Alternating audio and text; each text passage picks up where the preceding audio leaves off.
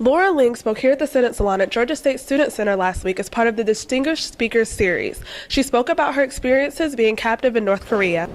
Mario Richards, coordinator for the Distinguished Speaker Series, spoke about why it's important for students to attend these speakers events. I believe it's very important because if we never had journalism, we wouldn't be able to know what's going on in the world. And people like her put her life on the line for us to know what's going on in the world.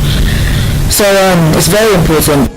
India Jordan, a communication student, spoke about her biggest takeaway from Ling's story and how it inspired her. Although these are people that we see in the media and we see on television, at the end of the day, they were once in our shoes and they're now doing things that we want to do. So it's important for us to see them because it becomes relatable. It's like we can identify like, wow, that might one day be me. I might come back to Georgia State University and speak in the Distinguished Speaker Series.